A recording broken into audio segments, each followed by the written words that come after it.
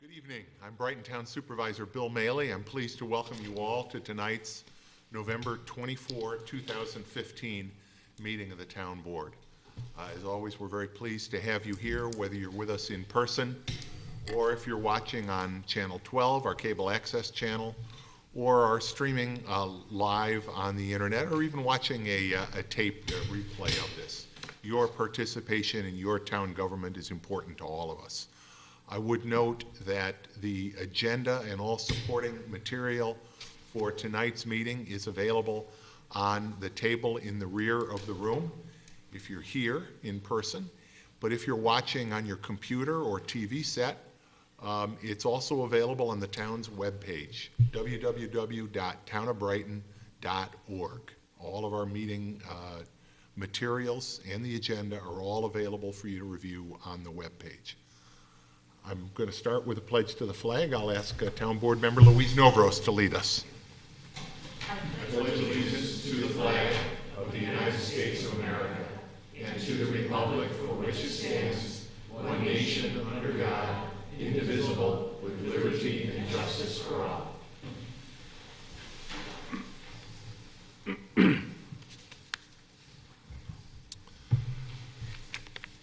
Just a couple of quick announcements. In case of an emergency, you'll hear the Town Hall emergency alarm system.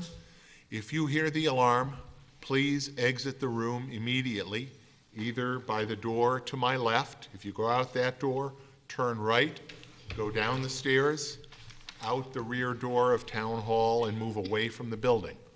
Or through either of the double doors in the rear of this room by the exit signs, go straight through the lobby, out the main front entrance to Town Hall, down the front steps, and away from the building.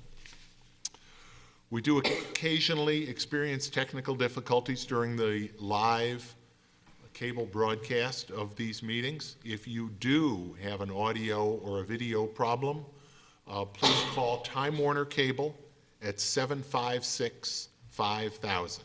That's 756-5000, Time Warner Cable, if you experience any problems with the audio or the video. Before we get to our open forum tonight, we do have one presentation, a very important one, and I want to ask Chief Henderson to join me up at the podium. Thanks,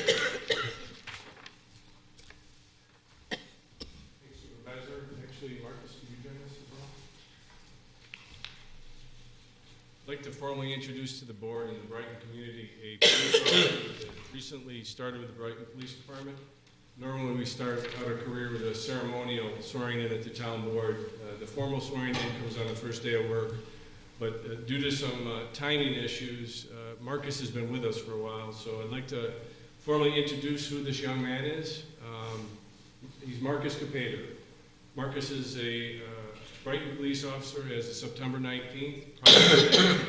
Marcus joins us from the City of Auburn Police Department, where he served as a police officer for just under 3 years.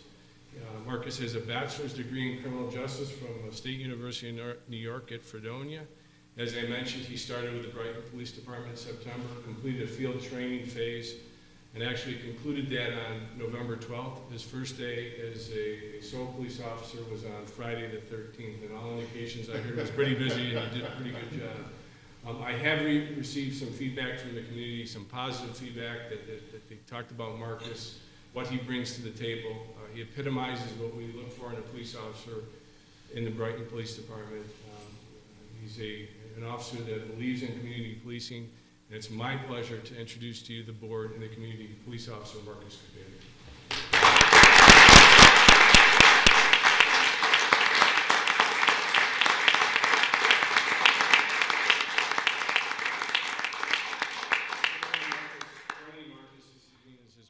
Susan, his aunt Kathy Wild, and cousins Erica Wild and Amanda Armitage. Marcus, this is the part where you get to speak. So, Marcus, I want to thank everybody at Town of Brighton for this wonderful opportunity. Enjoying learning more about Town of Brighton every day. I enjoy my fellow coworkers and supervisors, and I look forward to spending many, many years serving this community. Great, thank you. Thank you, Marcus.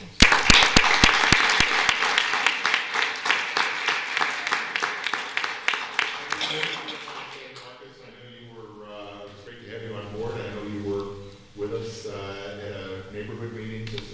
West Brighton, getting to know the folks over there, and I know some of your duty has been in that part of town, and we're really very pleased to have you on board. With a daughter myself from Fredonia, that's good training in my book. Thank you, sir. I think now Chief Henderson has something else he wants to We do, it's not on the experts, see your, hey, stay for this part. What's not on the agenda, and I just received it at a little after 6 this evening. Tim, Investigator Karch, could you join me and the Explorer, Henry Platt? And by the looks of his hardware, he's a captain. I received a communication from Investigator Karch about the Police Youth Explorer program receiving an award from the Boy Scouts of America. As you may recall, in the past 2 years, they've received a Silver Unit Award, the second highest for the amount of dedication. And Louise, I certainly know you appreciate the effort that our police youth explorers do for our community.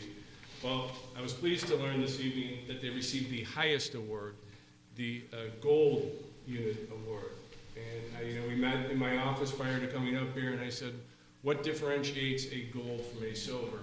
And it was the number of volunteer hours, the number of meetings, and basically, they wanted to present me with the award. It's not my award. It's my honor to host them as the Chief of Police for the town of Brighton. It's Investigator Karch, his commitment to the youth, his commitment. He's here tonight he's on vacation this week. They have a meeting downstairs at the conclusion of this ceremony.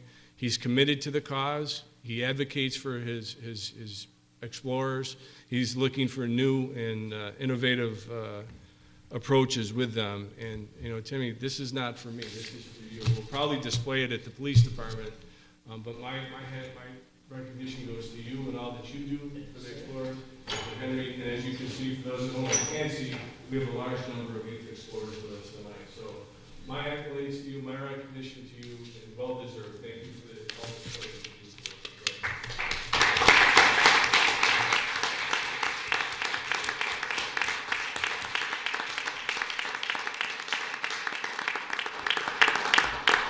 And I would like to say that I am very proud of the award for you guys.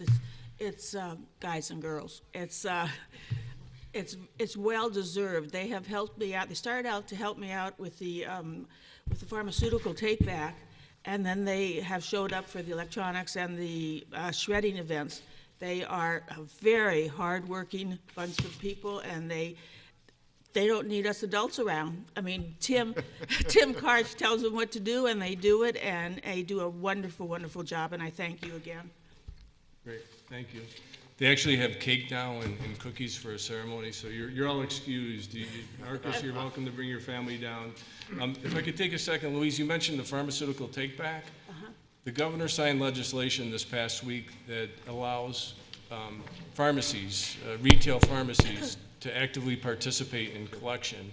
I think what that'll have over the long term is it'll lessen our impact for having to bring the number of pharmaceuticals back to, it's pretty good. I got a communication from the Drug Enforcement Administration, and I'll be interested to see how this plays out. So. Okay, well, are we going to go ahead with the next one? Or yeah, how long will we're it still, take? we'll continue to do our twice annual collection point.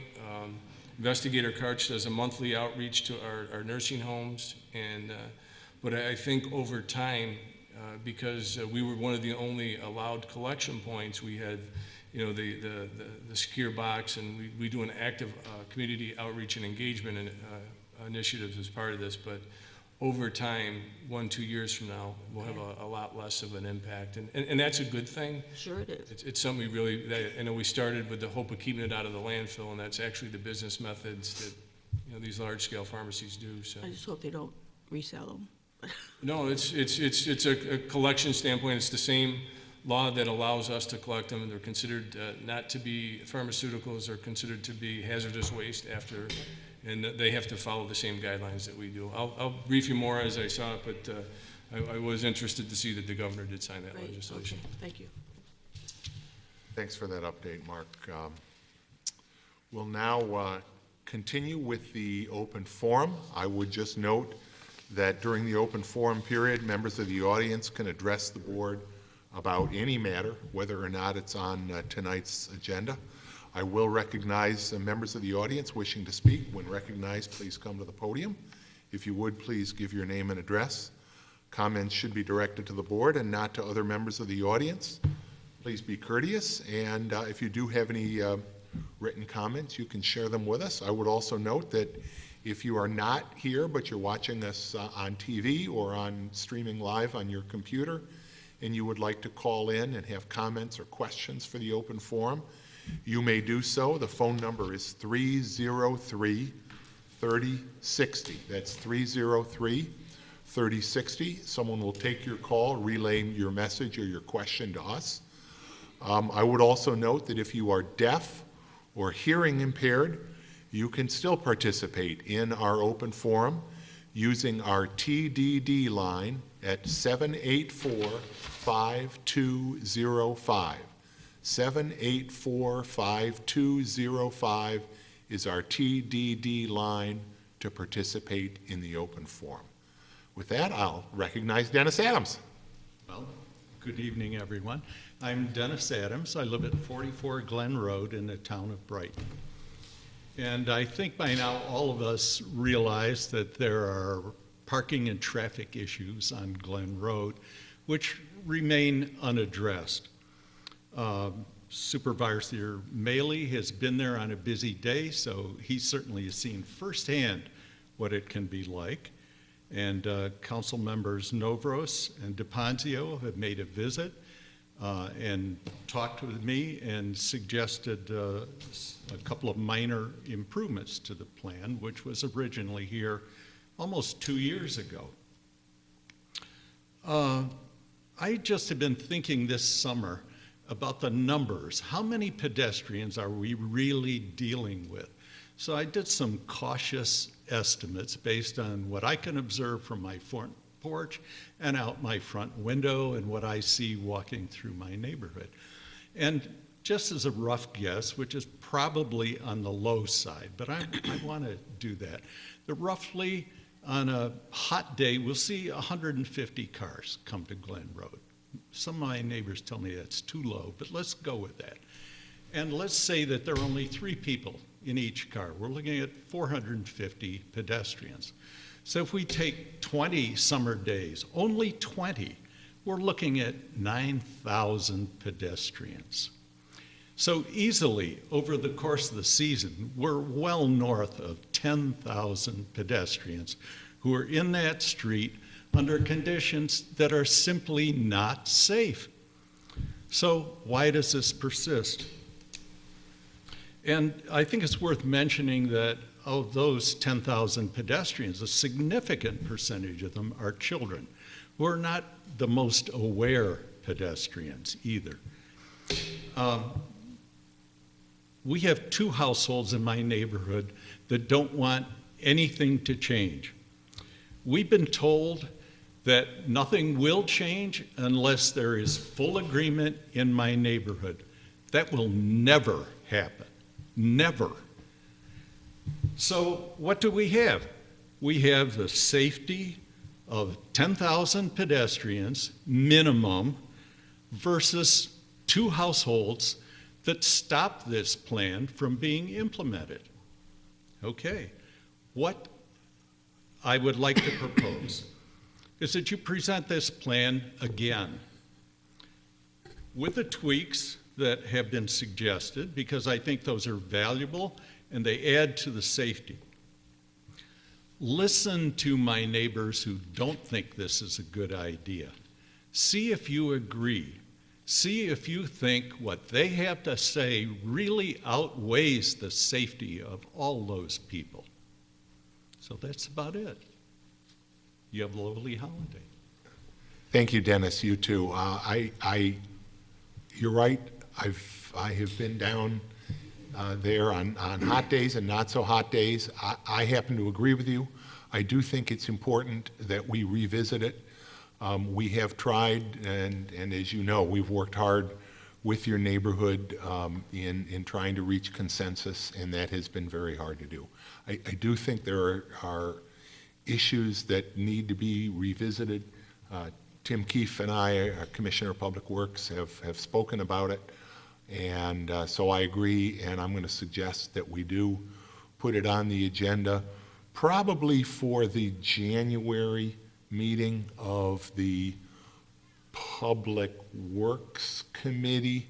You know, there are public safety elements as well, but I think we'll put it on the Public Works Committee because that's, I believe, where we have discussed it in the past.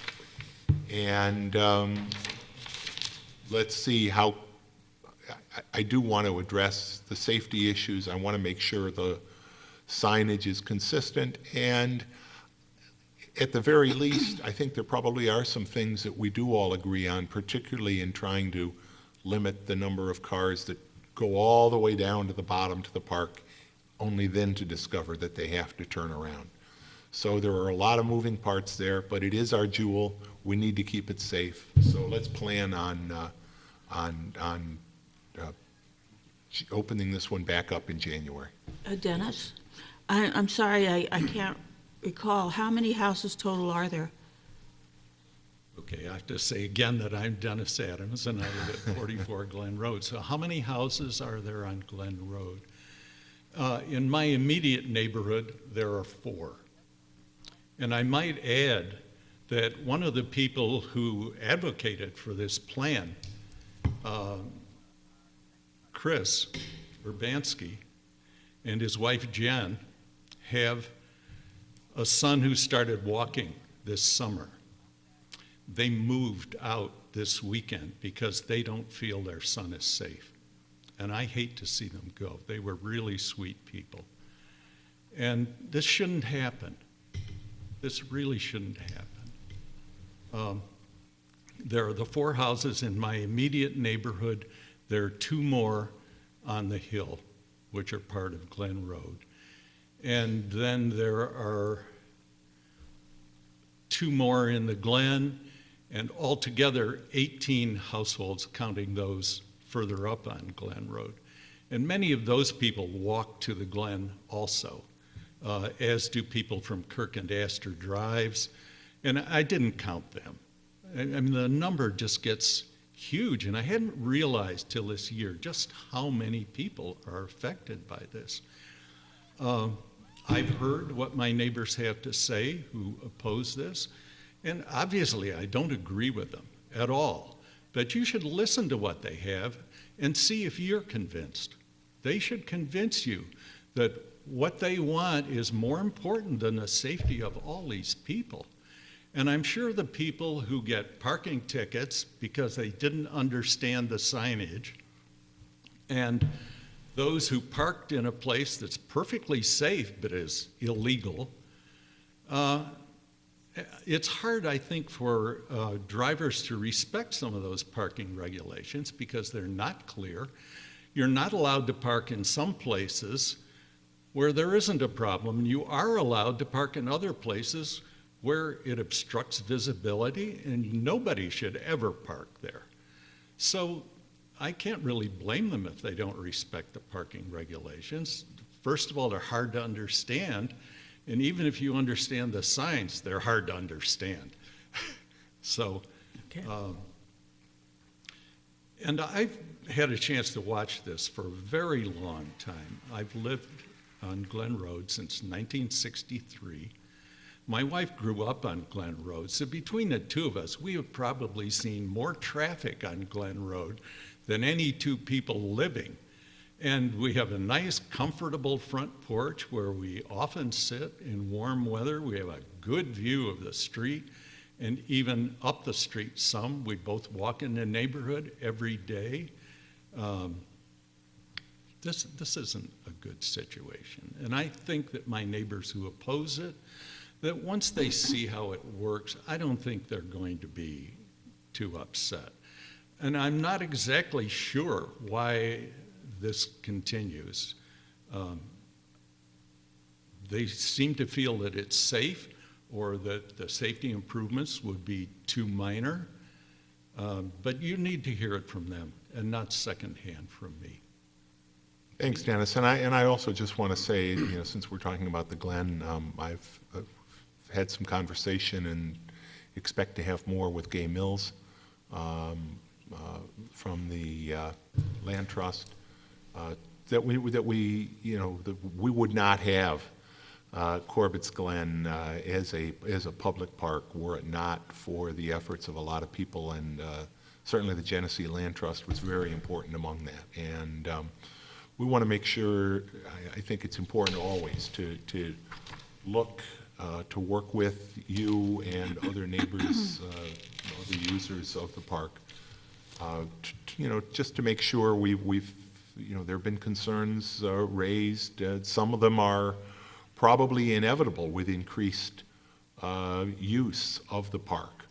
But we all remember the incident a couple of years ago that worked out well when all was said and done, and was a nice opportunity really to get folks in the Glen talking about the condition of the Glen, and so we're going to be doing that as well this winter. So I do appreciate your coming in, and I look forward to hearing all of the thoughts. I'm not impeding anyone else here. I'll say again that I'm Dennis Adams. I live at 44 Glen Road.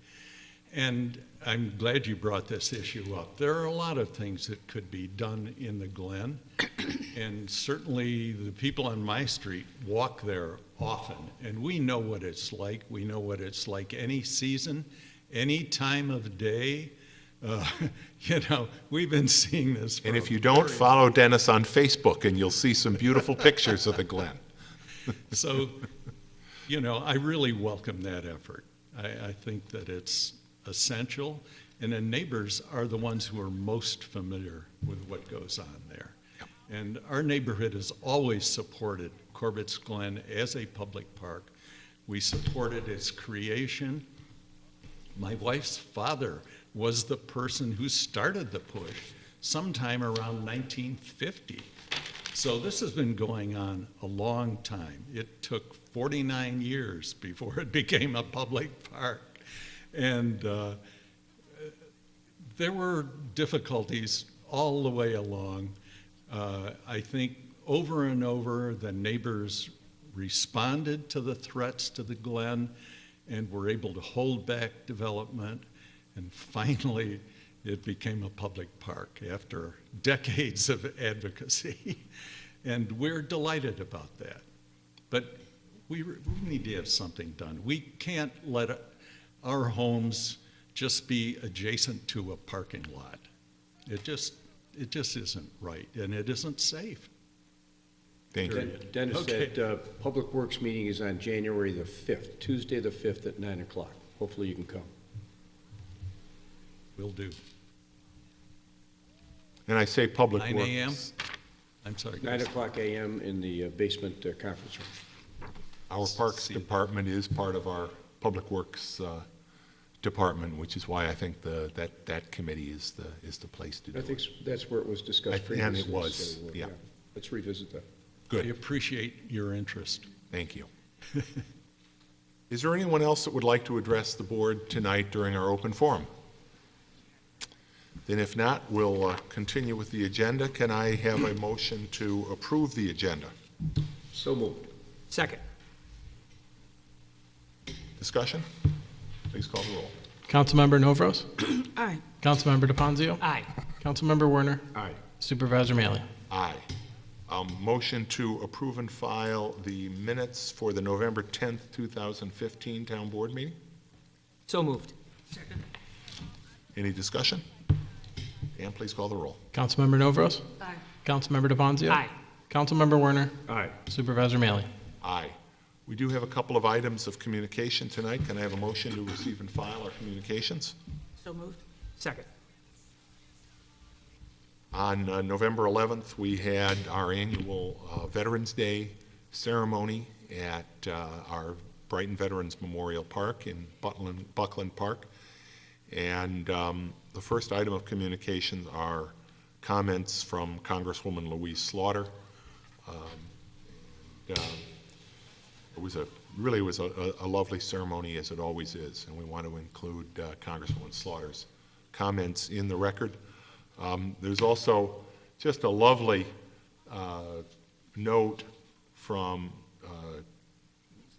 students in the kindergarten. Actually, your packet only includes the letter from the head of the Hillel School, Tracy Glazer, thanking me for participating in the dedication of Nori's Ark, which is a playground designed in the shape of an ark at the Hillel School playground that Louis Nori was instrumental in moving from another location to the Hillel School. And as nice as Mrs. Glazer's note is, the real joy, and I've said it before, we had all the kids here tonight, but the thank you note from all the kindergartners at Hillel School, because this really is for them. And I had a chance to visit their classroom, eat lunch with them that day, and talk with them about my house and my job and some of the other guests that were there at the session. And it's, you know, it's really true. Everything you really needed to know, you learned in kindergarten. Those kids are just marvelous. And then we also have a letter from a resident relating to the Whole Foods Plaza. So we have a motion and a second. Any further comments? Dan, please call the roll. Councilmember Novros? Aye. Councilmember DePonzio? Aye. Councilmember Warner? Aye. Supervisor Mealy? Aye. Committee reports. Parks and Recreation, Louise? The Parks and Recreation and Community Services Committee has not met since the last town board meeting. Our next meeting will be next Monday, the 30th at 4:30 in the afternoon at Brookside. Public is welcome. Thanks, Louise. Chris, Finance? Finance did meet, Bill, on Tuesday, November 17th, last week Tuesday, and I had to call in sick, but Jason DePonzio did cover it, but I see that all the matters reviewed are on tonight's agenda and will be discussed at that time. The next meeting will be Tuesday, December 1, beginning at 3:30 p.m. in the stage conference room behind us, and the public is invited to attend. Thanks, Chris. Jason, Public Safety? Yes, the Public Safety Committee has not met since our last town board meeting. Our next regularly scheduled meeting will be on Tuesday, December 8th. We meet at 8 o'clock in the morning in the lower level community meeting room, and the public is invited to attend. Thanks, Jason. I don't believe the Public Works Committee has met since our last meeting, so. No, it's not. Next meeting is December 2nd at 9 o'clock. Great, thank you.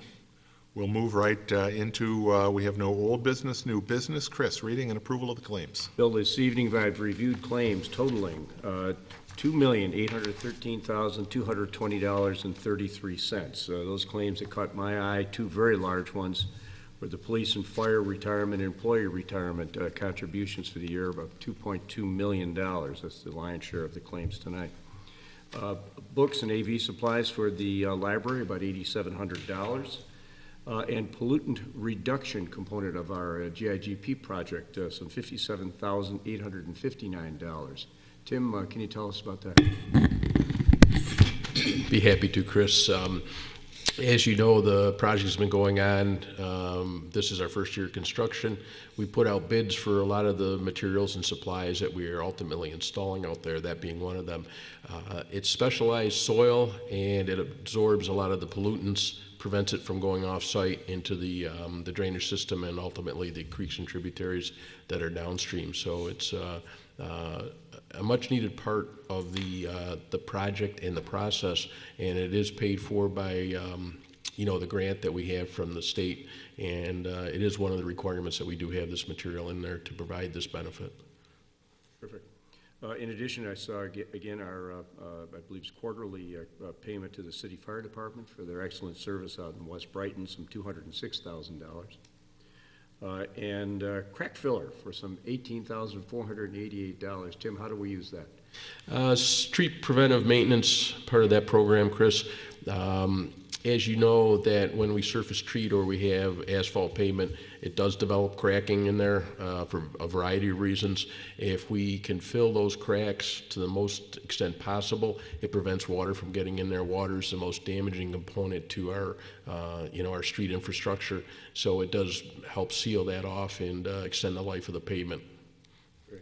And I also saw that, I wasn't aware of this, that we have euchre instructions. So Joe, if You could improve your game. It only costs you $49 and $197. Apparently, there were 4 participants to come out that are now better euchre players for our rec program, but paid by the participant, and hopefully my partner Joe will. There are certainly some active euchre players over at the senior center. I bet you. Well, it's a great game in Rochester. It's a real Rochester game. But I find that the claims are in order, and I move that they be approved for payment. Second. Any discussion? Please call the roll. Councilmember Novros. Aye. Councilmember DePonzio. Aye. Councilmember Werner. Aye. Supervisor Mealy. Aye. Jason? Yes, the next matter is to set December 9, 2015 as the rescheduled date for public hearing regarding amending the incentive zoning, rezoning approval for the University of Rochester's South Campus Institutional Plan Development Project to delay the next traffic study update until late winter, early spring 2017. I move we adopt the resolution as prepared by the attorney to the town. Second. We have a motion and a second. I'm just a little concerned as I'm reading this. We talk about the resolution talks about the, I'm sorry, that's the resolution where we set the public hearing. Yeah. Okay, we're good. We have motion and a second. Further discussion? This is just to defer the traffic study out at the South Campus there, which seems to be appropriate, but this will be the formal hearing for any other considerations or concerns people have about delaying that traffic study to a time when the development is further along, and also those highway ramps and so forth. Particularly the ramp, the southern corridor, So we can see the real 390, 590 work, yep. We have motion and a second. Anything further? Please call the roll. Councilmember Novros. Aye. Councilmember DePonzio. Aye. Councilmember Werner. Aye. Supervisor Mealy. Aye. Now we have several board appointments, and Louise, why don't I have you just take each one of those one at a time? The first one is the reappointment of Jerome Ludwig, David Whitaker, and Diane Robinson to the Historic Preservation Committee effective January 1st, 2016 through December 31st, 2019. I move on the resolution as prepared by the attorney to the town. Can I have a second? Second. Ken and I have both worked with all 3 of them. They are wonderful volunteers. You couldn't ask for anything more. Further discussion? Please call the roll. Councilmember Novros. Aye. Councilmember DePonzio. Aye. Councilmember Werner. Aye. Supervisor Mealy. Aye. The next matter is to the reappointment of Jerome Ludwig as chairperson of the Historic Preservation Committee effective January 1st, 2016 through December 31st, 2017. I move on the resolution as prepared by the attorney to the town. Second. Discussion? Please call the roll. Councilmember Novros. Aye.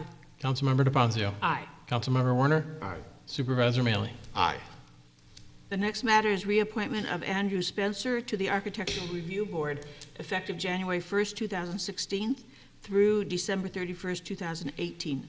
I move on the resolution as prepared by the attorney to the town. Second. And again, Andy's been on the ARB for some time and really does a great job. Any discussion? Please call the roll. Councilmember Novros. Aye. Councilmember DePonzio. Aye. Councilmember Werner. Aye. Supervisor Mealy. Aye. The next matter is the reappointment of Daniel Cordova to the Planning Board effective January 1st, 2016 through December 31st, 2022. I move on the resolution as prepared by the attorney to the town. Second. Daniel's one of our newest, I think the newest member of the Planning Board, and we appreciate his service. Motion and a second. Anything further? Please call the roll. Councilmember Novros. Aye. Councilmember DePonzio. Aye. Councilmember Werner. Aye. Supervisor Mealy. Aye. The next matter is the reappointment of Jean Dale to the Zoning Board of Appeals effective January 1st, 2016 through December 31st, 2020. I move on the resolution as prepared by the attorney to the town. Second. Jean is also relatively recent, but she almost grew up with the ZBA since her father was a longtime member of the board. So it's a pleasure. She's done a great job in her time to date. It's great to have you, Jean, back for another term. Motion and a second. Further discussion? Please call the roll. Councilmember Novros. Aye. Councilmember DeFanzio. Aye. Councilmember Werner. Aye. Supervisor Mealy. Aye. Jason? Yes, the next matter seeks appointment of a particular person to fill an existing police officer vacancy within the Brighton Police Department, effective November 30, 2015, pending successful completion of all necessary officer training and testing requirements. I move we adopt the resolution as prepared by the attorney to the town. Second. Mark? You were introduced to Marcus Capater. Marcus transferred to the Brighton Police Department after already having been a police officer. This vacancy we're seeking to fill with a person that has not gone to the police academy. We canvassed the Monroe County list and identified John E. Starr as a candidate that best fits the needs for the Brighton Police Department. Next Wednesday, December 2nd, a Towns and Villages Police Academy will begin at the Public Safety Training Center. Mr. Starr, Officer Starr, will be starting his long journey, and then when we get him back to the Brighton Police Department sometime the first quarter, April, May area, he will come to us as a newly certified police officer. There's a lot of testing involved. Formal swearing in will occur after the academy, but we're proposing to add John Starr to our police force. Thanks, Mark. Certainly, again, he comes with, well, he's going to be going through the academy now. He certainly has a great academic background. He sure does. He has a dual degree. He's a cum laude graduate. He has a criminal justice and an international economics degree from SUNY Brockport. A well-rounded candidate. Absolutely, absolutely. Thank you for identifying his position, and we look forward to having him finish the academy and join the rest of your great department out on the streets. Thank you. Any comment? Please call the roll. Councilmember Novros. Aye. Councilmember DeFanzio. Aye. Councilmember Werner. Supervisor Mealy. Aye. Chris? Bill, the next item is to seek approval to transfer $45,100 into particular accounts to support additional funds necessary to purchase road salt needed for the balance of the 2015 season and additional materials used for paving of the operations center. I move that we adopt the resolution as prepared by the attorney for the town. Second. Well, I was hoping we were going to get all the way through to New Year's without using any more salt. You put a little bit down. You put just a sprinkle of salt down this week, Tim, and hopefully, looking at the long-range forecast, we're not going to be needing much of this salt for the next few weeks. But thank you for making sure we're prepared, and I believe was this salt that was purchased at last year's pricing? Was Yes. that last? Supervisor, yes, it was, and I have to, give the two thumbs up to the crews because we're right in the middle of leaf season, collecting leaves, so we had to sort of do the, the two-step and get the salters out. So it does make for a little bit of interesting activities, and I don't think anybody really forecasted that type of snow. Not that it was a lot, but the first snow of the year is always one of the challenging ones. So I give two thumbs up to the crews for their response. Did a great job as always. Tim, with this $45,000 it's for paving over at the operations center. How much of the center is going to get repaved there? The area, we have done it in phases, Chris, so that the entrance drive was done a couple years ago, and this was part of the the area that as you get into the gated portion back by the salt barn between the mechanics bays and the salt barn, that's the area that got paved essentially that runs almost from the fuel islands over to past the salt barn into the corner by the mechanics shop. This is going to be the area that's surrounding the fuel? No, that's a lot of that's concrete when that was the fuel depot was put in. This is the area where a lot of the trucks get put into the mechanics bays or they get loaded for salt. And I would note that actually out of the 45,000, only a little over 1,000 was actually the additional asphalt and materials needed for that work. Most of this was salt. That we had money budgeted to begin that paving work in the highway garage area. And as Tim said, we've got that in our CIP going forward. We have more money to do more of that area next year, and it's in rough shape.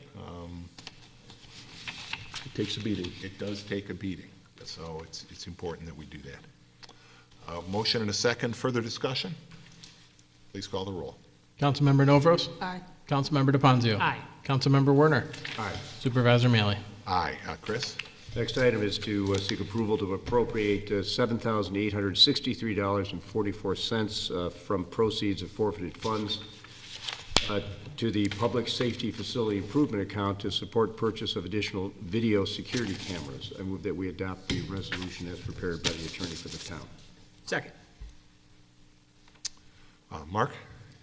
We recently did a review of our camera, the coverage and the footage that and we've identified some spots that need addressing.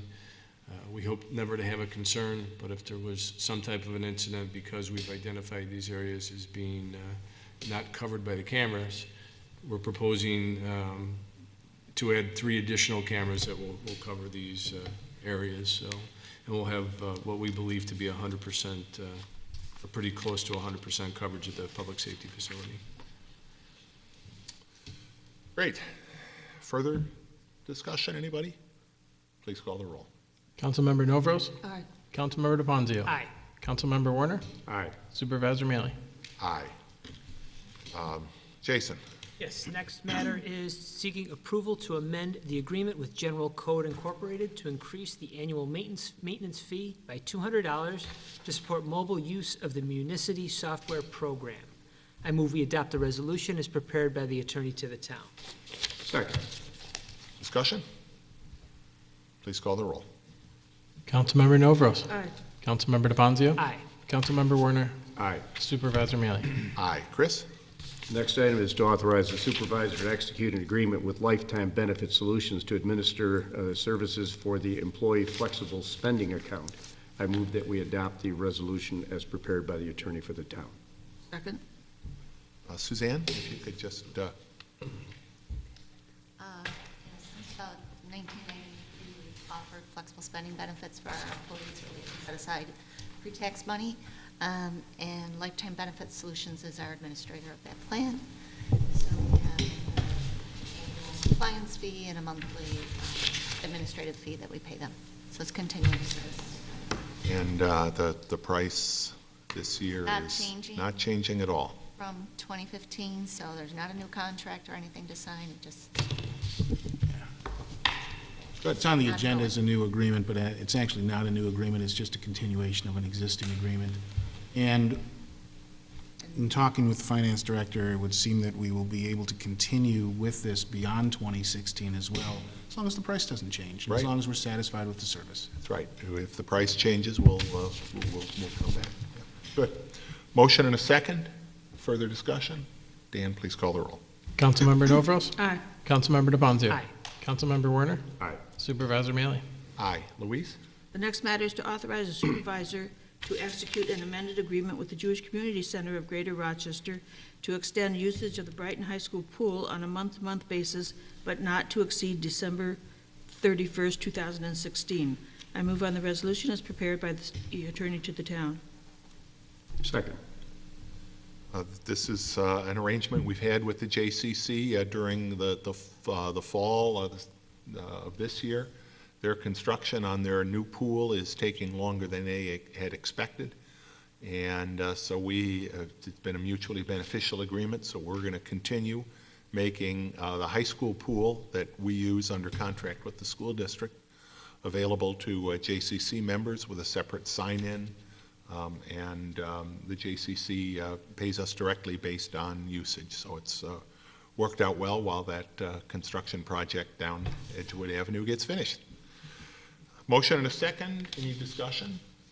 Please call the roll. Councilmember Novros. Aye. Councilmember DePonzio. Aye. Councilmember Werner. Aye. Supervisor Mealy. Aye. Louise? The next matter is to set December 23rd, 2015 as a public hearing date regarding the proposed stop sign installation at Bonnie Bray Avenue westbound and Glen Ellen Way and Glen Ellen Way. I move on the resolution as prepared by the attorney to the town. Second. This is something that we've been discussing at the last several public safety meetings, issues relating to traffic in Roselawn and specifically on Bonnie Bray. And one of the recommendations that I think we had a real consensus on at that public safety meeting was to look at this stop sign. I really appreciate, Mark, all of the work that the department has put in. You have collected a lot of data, both from the visible speed monitoring system, but also from a more, the covert system. And what you discovered, and certainly feel free to amplify, but that although there is a lot of traffic there, most of that traffic, certainly compared to many other streets in town, is not going significantly over the speed limit, certainly to a point where it can be ticketed, largely because it is a short street with a close to 90-degree bend. But this particular intersection causes people a lot of trouble, and It does, and I know I went on record saying I support the stop sign. I think this will be an effort. There are days when Elmwood Avenue backs up that it's used as a cut-through. Our data sampling has shown that it's well within the parameters of speed tolerances. It's a volume issue, and I believe that the stop sign will address the issues that the neighbors, our last sampling as recently as within the last week has shown the speeds not to be excessive, but there are volume counts, and I think this will address that issue. And hopefully with this public hearing being so close to the holidays and also being at 12 noon, that residents will realize that if they want their comments, they can submit comments in writing. They could submit correspondence to us to be included as part of the public record in that process too. And thank you for mentioning that that meeting, based on the holidays, will be held at noon, as we normally do for that last meeting in December. We've talked about a number of potential traffic calming measures, and we're certainly not finished necessarily looking in that neighborhood, but this one, I think there was a very clear consensus. We wanted to get this hearing on the record so we have an opportunity to put that sign in. Excuse me, Mr. Supervisor, the version of this resolution that I drafted and that I have on my computer sets the public hearing for December 23rd at 7 p.m. I don't believe we had resolved the time for that meeting until after I drafted this resolution. I just want to make sure the resolution that the town board has before it says 12 p.m. Yes, it does. It does now, yep. Marianne, That was got the time change around today for everybody. I was But I behind think the that time. will be, what's that? I was behind the times. Or ahead of the times. Behind the times, yeah. No, I think we've often done that last meeting at noon. I think it's easier for a lot of people as we deal with the holiday rush, so. Ken, you should still come in at 7. You should still come in at 7, the meeting, though. I will, but not at noon? Yeah, you can do both. We have a motion and a second. Further discussion? Please call the roll. Councilmember Novros? Councilmember DeFonzio? Aye. Councilmember Werner? Aye. Supervisor Maley? Aye. Jason? Yes, the next matter seeks to authorize the supervisor to execute an agreement with Taser International to provide body-worn cameras and all associated licensing and data storage service requirements. I move we adopt the resolution as prepared by the attorney to the town. Can I have a second? Second. This is something we've discussed both at the direct level between Mark and myself, but also in committee. And I'm very excited that with all the work you've done, Mark, in this area, working with the members of the department, with the Patrol Association, we've identified Taser, and I'll let you talk more about. Yeah, so. Worked right down to the wire in terms of getting. Well, as of getting us yesterday, to- and what I've shared with the board members is a an updated proposal, and Captain Cathaldi, I know you said no, but I would be, if you'd be so kind to join the podium. Captain Cathaldi is the project manager. Supervisor, we've had a very candid discussion. We've talked in this forum about body-worn cameras and whether we think it would be something that's appropriate for the Brighton Police Department. I'm a supporter of body-worn cameras. You know, what we wanted to do was to do some sampling of the products that are on the market. Unfortunately, when I went to college, computer science was a little differently than it is today, and there's terabytes and all these things that it took a lot for me to get my hands around. What came out of this pilot test, if you will, there are products that promise the world that cannot deliver. There are products that are on the market that say that they'll do 8 hours to 12 hours of capturing body cameras, that we found that one product in particular could not even get a 6-hour mark. So when we finished our product sampling, we had officers that volunteered, and you had mentioned that the association, the police association, we needed buy-in from staff, we needed labor buy-in, and we got that at the initial pilot testing phase. What came out of our testing was that the TASER product, and TASER is synonymous with an electronic control device or a less lethal option, but TASER does a lot of their products that are geared towards the law enforcement market specific, and their product, the Axon body-worn camera, is a high-definition camera that captures, from an officer standpoint, interactions. So we agreed that the TASER camera is what would best fit our needs here at the Brighton Police Department. I wish I could say it was just the camera itself at $399 to $500 was the sole cost. That's just the start of a cost. You need to transmit data, you need to store data. In the criminal justice world, you have to talk about a chain of custody, and what I learned in the digital market, that's called end-to-end solution. And there was one company on the market that provided a true end-to-end. Police officer captures an image, we're able to transmit that image to a cloud-based storage. CJIS is a federal acronym that we have to have certain standards and securities that we have to meet. TASER meets that CJIS, and then ultimately, if we were to make a prosecution on a case, we then have to extrapolate that data, provide it to the district attorney's office, have a chain of custody. TASER provides all that. They have a lot of proprietary software that does this. It allows for the legal threshold, the legal standard to be met. So once we identified TASER, we then looked at some work that was done by the city of Ithaca. They did a request for a proposal based on the technological specs. We concurred that the technological specs that were offered in the RFP for Ithaca would be useful and beneficial to us at the Brighton Police Department. We then moved to the procurement phase. As you can see, the contract is a 5-year contract for $165,000. That number is astronomical, but I can talk about some funding that I'm going to propose to and some follow-on communications. We'd like to go live with this program in January. I've contacted the Department of Justice. We have some money, as you moved some seized money into our video surveillance system. We still have a good figure remaining in that account. We have authorization to use $80,000 of that seized assets.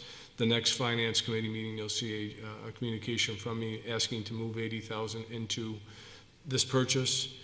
Senator Joe Robach provided our department with a $10,000 grant specifically to be used for body cameras. So of the $165,000, $90,000 will be funded budget neutral to the town of Brighton. The $80,000 seized assets, if you recall, and for those in the community, these come through our participation in a task force, a Greater Rochester Narcotics Enforcement Team, or GRANIT, through investigations and proceeds from criminal conduct. We do not give back to criminals. It goes back to law enforcement efforts, and there's very strict guidelines as to what we can do. It can't be used to supplement our budgeting.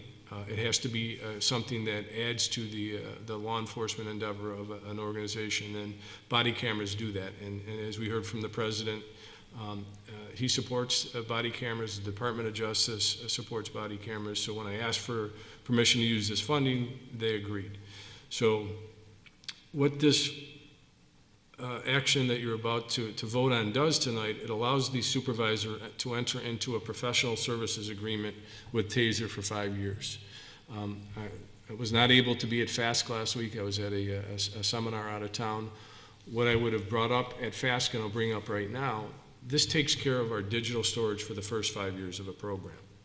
We do not have to add additional IT staff. If we did not have the end-to-end solution that TASER provides, we would have to replicate all that TASER does with servers, with the updated software, firmware, spyware, all this stuff that is being compromised. We would actually have to commit somebody. I don't have the capabilities to do that. My sworn staff does not have the capabilities to do that. So I would have to come to the board and say we would have to increase the staffing in the police department to meet the needs from an IT perspective. TASER does that right now. It locks us in. It allows us to get into this program, figure out the first 5 years how it's going to work.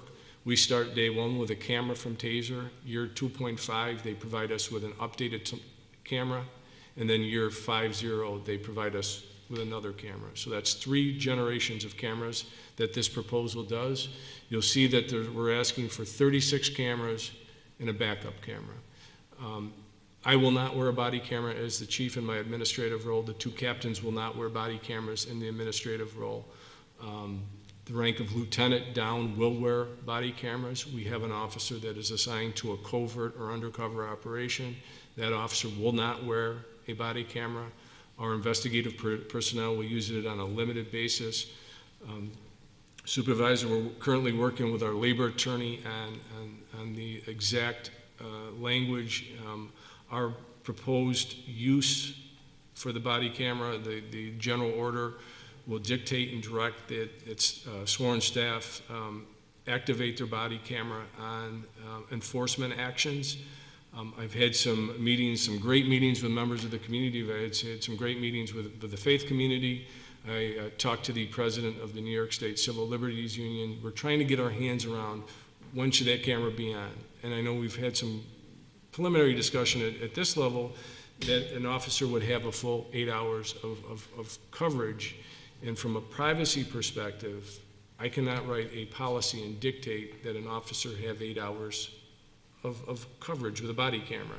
There are times that there is an expectation of privacy from an employee standpoint that the officer would not have a camera on. There's also times that we would be involved in a situation that would dictate turning the camera off. So we believe the framework that we have, the framework of the policy was modeled after the International Association of Chiefs of Police, the IACP. New York State has a model policy for body cameras. We've incorporated a lot of the model policy that New York State is going to ask of our police agencies that implement body cameras. So not that it's perfect, excuse me, it's currently being reviewed. We've heard back from the labor union that they would like some further clarification on the use policy. I believe these are issues that we can resolve prior to going live with the cameras. So all said, you're going to be voting on 165,000 plus. What TASER did was they're giving us those cameras, 3 generations of camera. They're going to give us 3 generations of docking stations. What I've come to learn that a docking station transmits your data, and as the technology changes, the docking stations will have to change. And these are, a single bay docking station is $500. This proposal includes 6 docking stations that are 6 cameras plus, and then we have some single docking. There's extended warranty for the entire 5-year period. There's licensing, and that's big too. And I know, Ken, you looked at the overall aspect of what TASER brought to the table. That it's not just the actual physical body camera; it's the licensing that goes with it. They also are giving us unlimited, high-definition storage. That's unheard of.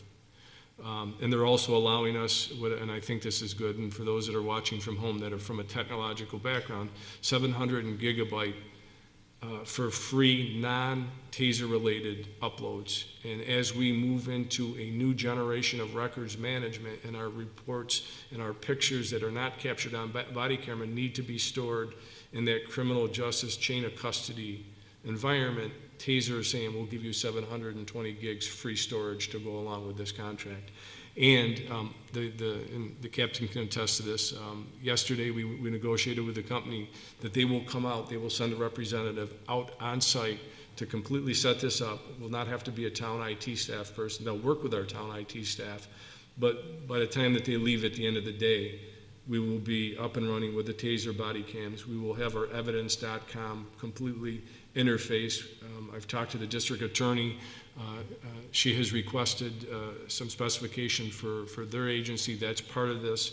And then they will give us a train the trainer program. So we will be up live running, and hopefully this will be a project that delivers what we expect that it will be to deliver. I don't think we have an issue that, that some agencies across the country have. I think we have a very professional workforce. As you can see from the next generation that we introduced to the community tonight, they're articulate. We vet our staff, we vet our police officers to best fit with the community. The body camera, again, I heard from community members that they think it's something that law enforcement needs to do, and I'm proposing to you that this is how we can bring it into our community. When you say that they can turn it off anytime, do you just push a button? So the police officer at the start of the day will pick up their body camera from a charging station, attach it to their body, and then they'll start in a roll call setting. Our policy will specifically prohibit any type of a roll call interaction, officer to officer. It specifically prohibits any type of taping in that environment. They'll get a call for service. They'll stop a vehicle for a violation of law. What we heard from Mr. Adams tonight will be addressing parking issues. That would be a situation that I would ask that our staff activate the body camera, and then anything that's captured in that enforcement action would become part of the digital image that's captured.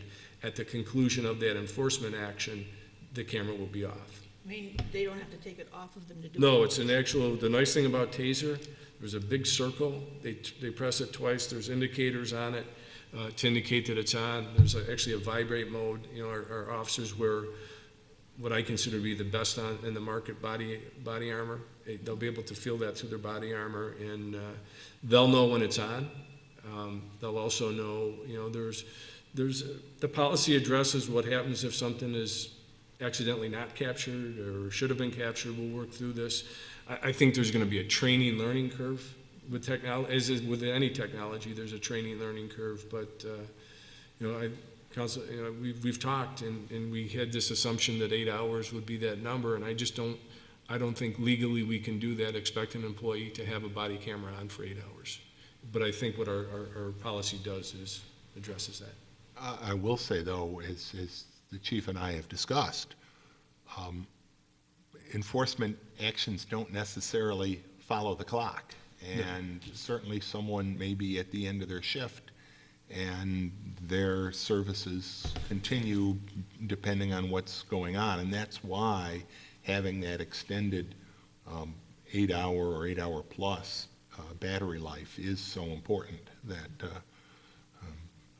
what I'm also, the research has also shown, we have a number of agencies in Monroe County that have adopted tasers on a much smaller scale. And they have not signed an agreement to the level that I'm proposing that we do here.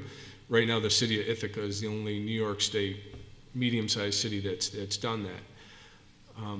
Some agencies just leave it to the discretion of the employee, and sometimes that works, sometimes that doesn't work. And one of my colleagues has mentioned that when they executed their agreement with TASER, they thought that it would be an X amount of level of digital storage based on what they thought would be an enforcement action day. And what they were finding is the officers are finding the body cameras to be very useful. Part of our workday, we ask our officers to engage in community engagement initiatives when they're not responding to enforcement calls. And one agency has found that this body camera has been a pretty good tool to do that. It captures the interaction. I believe it was Channel 13 that I mentioned that these body cameras, I think we're all going to be surprised at the good work that our staff does that we take for granted as opposed to the negative stuff that we see in the national media. I don't think we're going to see that here. I think we're going to see the really good positive interactions that our staff does. So, and that won't surprise, I don't think, any of us at all. I don't think so, too. And as we get into year 2, year 3 of this, and then these newer cameras require for more digital storage and that true terabyte, whatever that is. I know I kind of butchered. A lot of bytes. I know I kind of butchered it during our budget proposal. We had it set aside in our capital for 2016, $20,000 for digital storage. And this with using the $80,000 from seized asset and Senator Robach's grant, I think this puts us on track to meet that $20,000 or a little bit less over the next 5 years of the life of this agreement with Taser. So I view it as a win. I compliment Captain Cathaldi. He's got reams of documentation. He's been spearheading, keeping our staff on track. We heard on a scale of 7 was on a scale of 1 to 5, we heard a 7 was the number that this product was for ease of use and the output that it gets. And I also will caution that this output, and again, in talking to our staff members, the concern is we as humans see things three-dimensionally. We have depth perception. We have certain things. These cameras cannot replicate a human. They can somewhat capture what we see, but not all the nuances and all the angles. And some of the literature that I'm reading from a police training perspective says for administrators to acknowledge that this is not a human, but it does capture a first-person point of reference from an evidentiary standpoint. It also gives us a better understanding as police administrators to really figure out what happened in an incident. And I see it as a win. I see it as a way that we're able to fund and move forward on it. So, Mark, the impact on our budget and such going forward, or in your budget going forward, is going to be $15,000 a year, actual expenditure by the town. Correct. Department to support this. The rest of it's being covered by the seized asset funds and the grant from Senator Robach's office. How about going forward after year 5? That's an unknown. Maybe at year 5, maybe the technology and the digital storage solutions are such that it would make sense for us to do some in-house storage. Maybe we've worked out all these issues with chain of custody, or maybe Taser will come back to us and say, hey, this product that cost you $165,000 your first year, 5 years, may be a lot less. Taser International, one of the conferences I attended was put on by Commissioner Brighton. He's looking at introducing 35,000 body cameras to the NYPD. Taser's being talked about as being one of the organizations that can provide and supply that type of, he's talking about multi-millions in digital storage. Los Angeles Police Department has gone with Taser. San Antonio Police Department has gone with Taser. A lot of large organizations have utilized Taser because of the way that they're able to specifically, Google was mentioned very early in this research as being a player to the market. I talked to Google. Google promised us the world. The only problem is they can't deliver. They thought that it would be great that the Brighton, New York Police Department participate in a pilot program, and then we should buy all this, and we should look at this, and we'll give you a digital storage solution at $150 per camera per officer per year. But it doesn't allow us to research the images that are captured, which are required for prosecution. It doesn't, they partner with another company. We're still waiting for the end estimate, and I asked them point blank, we want to go live on January 1, 2016, and they're sorry. They hope to, if not the end of the first quarter, sometime in the second quarter in 2016. Well, and I don't even know what that product's going to be. Taser is there. They're delivering now. I think it's a company that meets our needs, and I know, Counselor, you looked at this from the perspective of procurement, general municipal law, and you weighed in on a... Initially, I had a concern that I shared with you, Chief, and with the supervisor, that the purchase was primarily a purchase of equipment which would be subject to competitive bidding, and I questioned why we didn't put this out for a bid. But as I learned more, as the chief educated me, and as I read the materials more, I learned that this is much more than just an equipment purchase. This is truly an acquisition of professional services, and that's really where most of the money is going to, is the license fees and the services that come along with the equipment. The equipment itself, Chief help me remember, it's like $300 a camera, $400? Yeah, but they a just camera? threw in, we have a total now of 108 cameras, and actually even brought it down into the lower, I think we're, again, I'm not, But as a percentage of the contract cost, it's a relatively small Small, amount, a yeah. nominal amount. And so what the general municipal law, case law says is, if contract is predominantly a professional service contract, then the appropriate course of action is to issue an RFP or use another municipality's professional service contract that they've already awarded and use that as the basis for our contract. And that's, in fact, what we're doing. So I'm comfortable with the process and the procedure here and think it's appropriate. David, anything you have to add? No, I think the chief covered all the bullet points. I couldn't have done it better if it was scripted. Chris, I'm sorry, you were about to. Well, and the thought is, we're a small police department, we're a suburban police department. Hopefully, we don't have the sorts of incidents that that hit the news, but you never know. I'm pleased to have these, so I think in a large extent it protects the police officer and the department, but also will be a valuable tool. It's very expensive. And hopefully in 5 years, things will have changed somewhat so that the full burden of this won't fall on the town, but we'll also get a sense of how much we use them. How valuable a tool are they, and are they really needed in a suburban police department? I suggest they are important. I would think others might say it's unnecessary for a town like Brighton, but you never know that where that incident's going to go. It gives us a good 5-year test, reasonable cost, and I support it.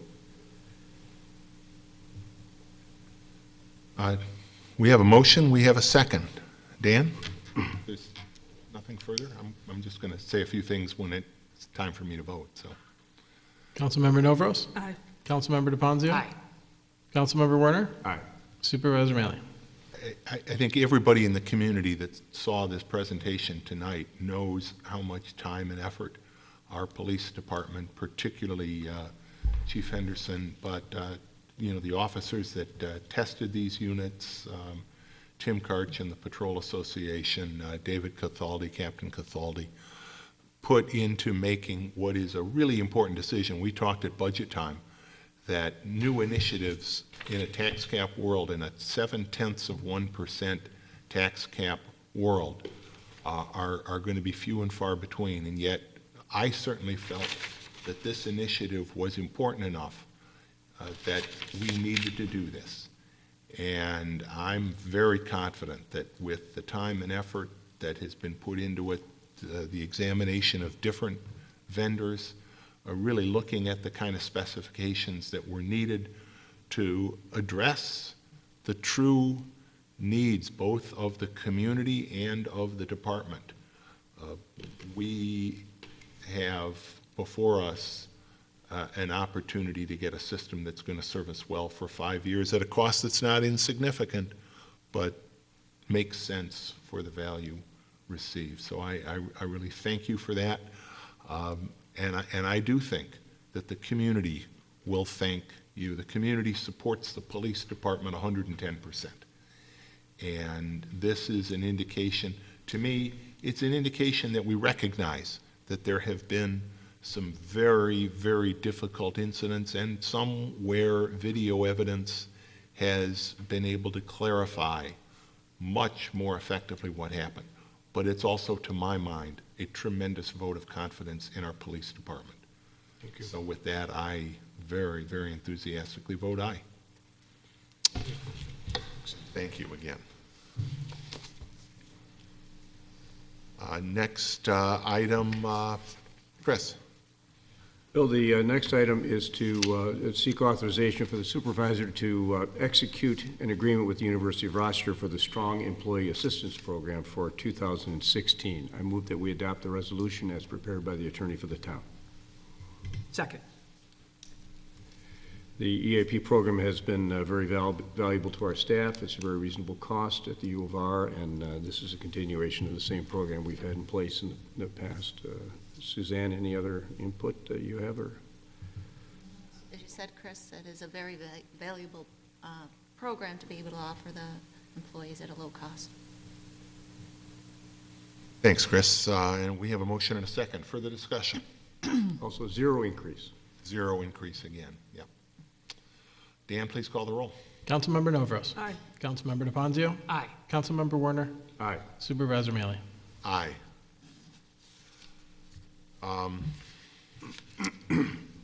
Louise? The next matter is to authorize the supervisor to execute an agreement with the New York State Municipal Workers' Compensation Alliance, or Comp Alliance, to employee workers' compensation benefits for 2016. I move on the resolution as prepared by the attorney to the town. Second. And if I may, we actually have two resolutions on this one matter. The New York State Municipal Workers' Comp Alliance wanted two separate resolutions, so we have two resolutions to pass. Are you comfortable in doing them in one vote, or shall we do them in two separate votes? I think we should do them in two separate votes, but I just want to, it's under this one particular matter on the agenda. Sorry about that. Then we will treat that first motion as a motion on number 17A, which is the shorter of the two resolutions relating to our election under subdivision 3A of section 50 of the Workers' Comp Law to become a self-insurer, and further action notices and the effective date and the like. We have a motion and a second. Any discussion? I believe this approach saves us, there was some adjustment of the competing bid, but still saved us more than $50,000 in the cost of our compensation coverage. This is a self-insurer type approach, however, and there have been situations where the self-insurer's trusts have run short, but based upon the presentation that was made at the meeting, 2 meetings back for FASC, I think this is a well-secured trust. And the PERMA program that we have been under is in some respects similar. It's also a self-insured trust. Anytime you switch organizations, and particularly when you save as much money as we're going to, it's important to look very closely, look behind the curtain, make sure you know who you're dealing with.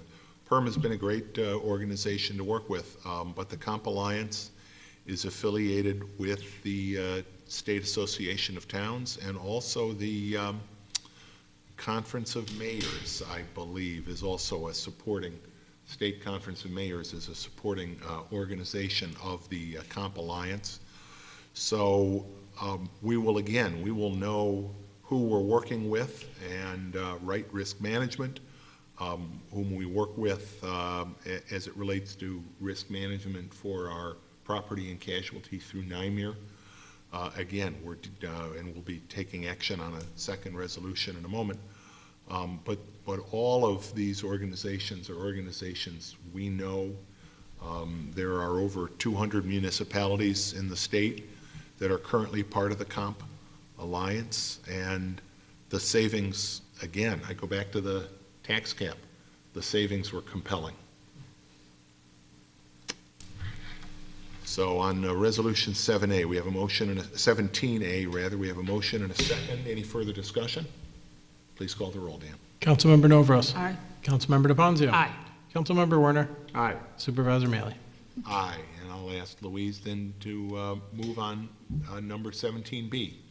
The next motion is to authorize the supervisor to execute an agreement with Wright. No, actually, it's the second part of there's a separate second resolution that relates to the work we've done. I believe it's in the form of Appendix A that's attached. Right? Should I just read the resolution again? Authorize the supervisor to execute agreement with New York State Municipal Workers' Compensation Alliance, Comp Alliance, for employee workers' compensation benefits for 2016, Resolution 17B. You'll see that the text of that is also attached as Appendix A. Am I right? No? I've drafted it in two separate resolutions, 17A and 17B. 17A is what we just passed, to authorize you to Looking for sign the 17B compliance here. contract. 17B elects It's right here. to be a self-insurer under workers' compensation, section 50, subdivision 3A, and Oh, it's after appendix. it's in the actual resolution. Got it, I Yeah. see it, yep. Okay, Should have two separate yep, resolutions. we do. So this is a motion to The companion, adopt, right, to adopt Resolution 17B as drafted by the Attorney to the Town. Oh, I move on the resolution as prepared by the attorney to the town. Can I have a second? Second. Further discussion? Dan, please call the roll. Councilmember Novros. Aye. Councilmember DePonzio. Aye. Councilmember Werner. Aye. Supervisor Mealy. Aye. And now, Louise, the right risk management item. Authorize the supervisor to execute an agreement with the Right Risk Management to provide administrative services to manage any pre-existing workers' compensation claims. I move on this resolution as prepared by the attorney to the town. And as noted, this, can I have a second, Second. please? As noted, this is the resolution denoted as Resolution 17. And under this, we do have, anytime you transition insurance providers, you have some outstanding claims that are currently being handled, and Right Risk Management will assume the administration of those claims. We have a motion and a second. Further discussion? Please call the roll. Councilmember Novros. Aye. Councilmember DePonzio. Aye. Councilmember Werner. Aye. Supervisor Mealy. Aye. Chris? Bill, the last item is to seek approval to amend the 2016 General Fund and Reserve Lighting Special District budgets. I move that we adopt the resolution as prepared by the attorney for the town. Second. Is this for the reserve, or is this, Well, it relates in part to the reserve, but it's really a function of some billing that RG&E frankly neglected initially to bill us. We've determined that, in fact, I believe that they have provided the electric service that we are paying for, and they had initially underbilled us. And the budget was built on the actual billing that we had gotten from RG&E. We've now determined that the real billing will be higher. This will be paid through the lighting district. So Costello, to the extent that Mr. Costello's company still owns properties there, they will be paying these charges. To the extent houses have been sold to individual owners, they will be paying. But these will reflect the actual charges, and this is simply a budget transfer to reflect that fact. But the actual a budget amendment, sorry, I shouldn't say a transfer, to reflect that we're going to, because the expenses are somewhat higher, admittedly, still being paid through the district by the property owners, it does affect our ability to put fund balance aside, so. Did I say that right? And we had to make the amendment. And we had to make the, General fund to stay under the tax cap. right. Further discussion? The bottom line, though, is, like any other district, this is a pay-as-you-go, and the property owners in the district will pay their pro rata share of the lighting costs. We simply had budgeted that they would be less than they were due to this RG&E billing error. Further discussion? Dan, please call the roll. Councilmember Novros. aye. Councilmember DePonzio. Aye. Councilmember Werner. Aye. Supervisor Mealy. Aye. Matters of the supervisor, we have, you've all got a copy of the expense and revenue report for the month ending October, and that's an item to receive and file. Can I have a motion to receive and file that? So moved. Second. Dan, please call the roll. Councilmember Novros. Aye. Councilmember DePonzio. Aye. Councilmember Werner. Aye. Supervisor Mealy. Aye. Couple of things I want to mention. Tim mentioned a little bit, leaf pickup earlier and the challenge we faced yesterday morning as the salt trucks went out. But it didn't take long. I saw those leaf trucks going up and down Elmwood Avenue by my office. I am always able to monitor, see them coming and going, and the sweeper and everybody else, and I know that they're out there. I do want to say a few things. We are working through the town. We're most of the way through the second pass through the town at this point. The leaves fell earlier this year than last year. That's a good thing. But it also means that this second pass through has taken somewhat longer. But I think once we're through this pass, the next pass is going to have a lot fewer leaves. The third pass last year was the really tough one and the very time-consuming one. People got very concerned when the snow buried the leaves last year. I can't stress enough, please do not put your leaves in the street. It's a violation of the law, but more importantly, it's unsafe.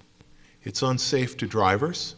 If you watch some of these tight streets, particularly with no sidewalks, it looks like a slalom ski run. That's simply not safe. It's not safe for the drivers. It's not safe for kids going to school in the morning when it's dark. It's not safe for people walking at any time of the day or night. It's not safe for cyclists. It's also environmentally a problem. Those leaves, if it rains, when it rains, drain into our storm drain system. They can clog the storm grates. Neighborhood flooding can be an issue. That ponding of water caused by clogged storm grates can itself become a traffic safety hazard.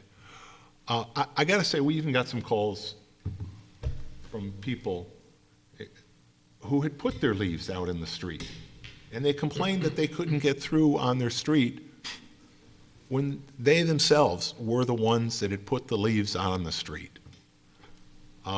We're issuing warnings to people. If we have to, we will issue tickets.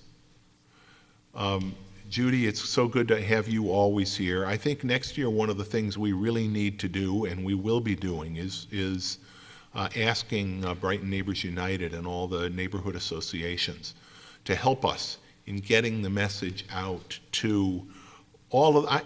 I know most people really don't want to. They're not aware, maybe, that when they put those leaves out in the street, they're causing the hazard and they're causing the problems that they're doing. But if you're still getting your leaves out, please put them on your grass. Judy, absolutely, come on up. Judy Schwartz, 179 Ashbourne Road. When a contractor wants to offer services, do they have to come in on a yearly basis to get a permit? Judy, that's something we've discussed. As you know, tree contractors do. Okay. We have had the discussion, and we certainly encourage homeowners to ask their landscape contractors to take leaves directly to our mulching landfill. We have not done that, partly because unlike a lot of the tree companies, which are more highly specialized and therefore typically larger, some of these landscape operations are smaller, sometimes one or two people. But it's something I'm certainly thinking we may need to revisit and license, but more importantly, direct that they take leaves that they do use through the services straight to our landfill. It would keep the neighborhoods cleaner. It would mean fewer leaves in the street. Right. The reason I ask is many of them claim they don't know. I mean, I can't tell you how many I've stopped either walking or my neighbors, and it was, there were two serviced by the same company, and it was almost deliberate. I was really angry because I went out and said something after I saw them do the first house, and it was almost as if they didn't hear me, and it was a shame. I mean, our street was really, really bad. Yours is a classic example. Oh, it's terrible. Not a wide street, and you don't have sidewalks. Terrible. I mean, it was a zigzaggy kind of a thing. But the reason I ask is if they do have to come in and just sign up for another permit, then they would be given these rules. And if you do not abide, you're going to get fined. And I mean, we frankly, need to be strong about it, you know? You know, my thought too was that it might not even be a fee, so long as they commit to take the leaves to the landfill. And those are the kind of things that we need to discuss. If It's this a is hard, something yeah, that the that's a board- hard thing, because they don't have the equipment like a tree service. That's the challenge. You Yeah. know, they have leaf blowers and rakes, but they, you know, a lot of them operate out of a pickup truck, and that's been the struggle that we've faced. But at the very least, using, you know, different neighborhoods, you know, I think it's, in some areas, it's caught on. Certainly people who live along our main streets like Elmwood realize they can't put it their in the leaves street, into the right. street on And Elmwood. Witten's gotten a little bit better too, I think, yeah. But Yeah, but there are every still, neighborhood street right, there is still plenty of neighborhoods with sidewalks and tree lawns. Yep. And those leaves are in the street. Yep. You can just drive right through all of them and see And it, we so. will okay. issue warnings, and if necessary, we'll issue tickets, but that's not what we want to do. We want to get the word out. We want as many people as possible to know that if you put your leaves into the street, you're endangering your neighbors' kids, and that's simply something that we can't have continuing. Tim, anything you want to add? I know your crews are out and working hard. I did want to mention again the overtime. You've been working Saturdays. You're going to continue working Saturdays. You're working part of this Thanksgiving Yes, we are. weekend. So that again, that's something we put in the budget. Last year we put in the budget, you know, even with the tax cap, we thought that that was a service enhancement that we needed to provide. And we're getting calls, and I understand the frustration people have. It does, right now, it is taking maybe 3 weeks to get through the town. So, and I understand it's tough waking up every morning and, you know, coming home from work and seeing that your leaves are still there. Don't think for a minute that those crews aren't out working hard and that they aren't going to keep working hard. We don't see any snow in the forecast for the next couple of weeks, but they will continue to work just as they did last year if that forecast is wrong. We're going to get the leaves picked up, and I do think, on balance, that overtime is making a real difference this year. I agree, Supervisor, and we are, you know, I think from the standpoint of the board, making that commitment is certainly been a bonus. That we will be out the next 2 Saturdays. It effectively adds up to a week of collection by the 5 Saturdays that we do. You know, and again, just to reassure people that even though we had a little snow this week, we will continue. As you said, the weather's going to break, but we're back out there already. We're back out there on Monday. So just because we had the snow, we can't control Mother Nature. That is one of the challenges we have, to go out there and continue to do our job. So I will say, Judy, from the standpoint of you see, I was going to say while you're up at the podium, you know my number. I'd be happy, more than happy, to follow up with, you know, coming out, if you catch me at my desk, to go talk to some of these, you know, companies that are putting the leaves in the streets. I like to get their name and their numbers. We actually had contacted one this week where we got complaints, sent a letter to them advising them of such. It is a monumental task to try to, you know, go out and enforce this.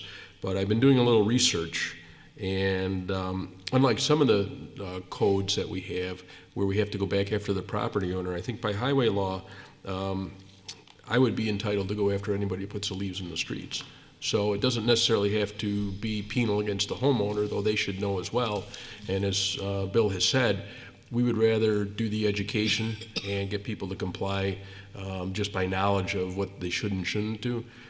But that, you know, again, sometimes that's selective. Sometimes the word does not get passed on to their contractors.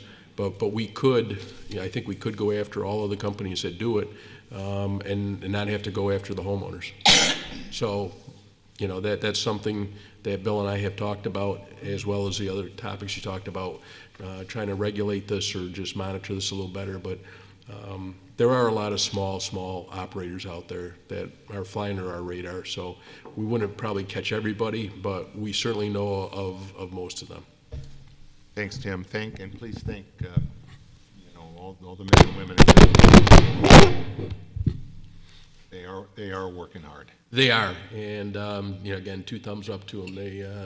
They're really stepping up to the plate as far as the overtime and making an effort here. Louise, I think I cut you off. Oh, Sorry. I just was wondering, you had said at one time that contractors could take things to the landfill off of Blossom Road.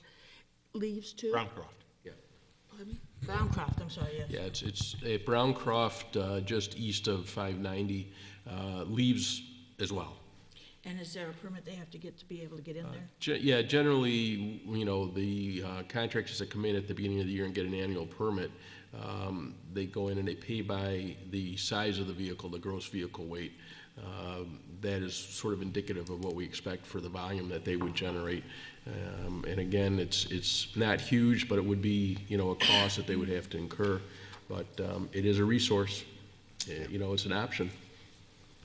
A couple of things that I noticed, and early on, I thought I was doing the town a favor many years ago by leaving them in the street, because then they could just scoop them up real fast. But found that, to the contrary, it saved me a lot of time this last time. It saved me raking the last 2-3 feet of my yard. Right. And I got to say, and I don't think it's just because I'm town councilman, but that my yard was very clean when the town came out. Raked up the leaves and those that had blown around a little bit in the tree lawn as well. It was very, very tidy all the way down my street. And the other, I heard someone suggest that the reason they put them in the street is because it kills the grass. Because they just sit there too long and the grass turns all yellow and nasty. My leaves sat there for some 2 weeks. And I was sure wish they were going to be gone, but was anxious to see what happened to the lawn afterwards. Not a darn thing. It was just fine. There's no damage whatsoever, despite the fact that they sat 2 weeks. And I understand it's just not possible to pick up the town in 1 day or even 1 week. It's challenging, Chris, and the grass generally does come back. It might, die out a little, or it's covered, but it's also going dormant at this time of the year as well. So, so that's people say that, but it's safety. The bottom line is it's safety, among other things, and I think it's just incumbent upon people to be a little bit more courteous and thoughtful when they're doing things. And I think if we do that, and everybody does that, it certainly makes it easier to tolerate, and I do thank everybody for their patience, because it is a very intensive, extended operation that we do. It's just like plowing. If we get a good snowstorm and the crews are out there for a double shift, keeping the roads clear, you have to appreciate the effort that puts in there. And these aren't the greatest working conditions. It's cold, it's wet, it's windy at times. And I'll just go back to say that some of our immediate neighbors don't even collect leaves. Right. You are responsible to, take care of your leaves and dispose of them. This is a fantastic service that the town offers, but there are limits. I just want to add one last thing. To check on when our crews are going to be coming through, go to the town website, www.townofbrighton.org. The buttons on the left side of that homepage, go to the leaf and yard debris pickup, and you will see a map. Right now, you will see the bulk pickup map showing where we're going to be today and tomorrow, and that gets updated daily, and you'll be able to follow our crews through town. It isn't even that hard. All you have to do is put in Google Brighton leaf pickup. Yeah, there you go. And boom, it comes up and you go directly there. You don't have to toggle anything. It goes right to the map. We're over in that area down by Monroe in Clover. We will be moving north along Clover Street now, as time progresses. So we'll be back up into the northeast part of the town with the holidays and everything, probably next week. Well, I got another pile for you, so when you're coming back? We're I'll be over there tonight. You won't even know who took it. Okay, Tim, on that note, will there still be the containerized pickups during this last pass through the town? We had the Packer truck out yesterday, Jason, because, you know, of the salt run we made. We are suspending that. We'll probably get put back into service next week. But we are trying to focus on the bulk pickup right now. But don't fret. As long as the weather holds, we'll be through town and we'll get all the leaves, you know, as we always do. Thanks, Tim. Thanks, Tim. Just one more thing, you know, as we get into the holiday season, we're always looking for ways to help people in need. And I want to let people know about another great police department program, and that is the Purple Box campaign. The Brighton Police Department again this year is working with the Willow Domestic Violence Center. We walked a mile, the chief and I, we walked a mile in some great-looking shoes to support Willow earlier this fall, but throughout the month of November, in the police department is the Purple Box. And in that box, you can donate a toy for children that are with families in the Willow Domestic Violence Center emergency shelter. Willow is the former Alternatives for Battered Women, ABW. And if you go to the website, willowcenterny.org, you can see the list of toys that they would like, both for younger children and even up to teenage years. These are kids that it's going to be real tough for them to enjoy the holiday season. But this is a way we all can help through the month of November. Is that right, Mark? Yep, actually I got an email this afternoon. We'll be delivering them next Wednesday, December 2nd at 1:30. We can't go to the shelter. We meet at a church. I'm not sure where the address is, but then they take it from there. So, Great. We've got good news. We've had some good community support. We've got about 3 boxes collected, and Let's double that. Let's double that before we dump those, take them down to the church. what's that? Just toys? It's toys, health, personal hygiene products. There is a list on the baby clothing and willowcenterny.org page. A great chance to take advantage of all the sales coming up this weekend as you're picking up other holiday shopping and grab a couple other items to bring in. Great. Thanks, Dan. Matters of the attorney to the town. Matters of the town clerk. I have nothing tonight. Matters of the town board. I do want to thank our television crew tonight. Thank you for broadcasting us. Can I have a motion to go into executive session to discuss the employment of particular people in litigation? So moved. Second? Dan, please call the roll. Councilmember Novros. Aye. Councilmember DePonzio. Aye. Councilmember Werner. Aye. Supervisor Maley. Aye. We won't be coming back into open session afterwards. I want to thank everybody who was here tonight, whether at home or in the audience. Our next town board meeting will be December 9th at 7 p.m. And I do want to wish everybody a very happy and a very safe Thanksgiving holiday. Have a good evening.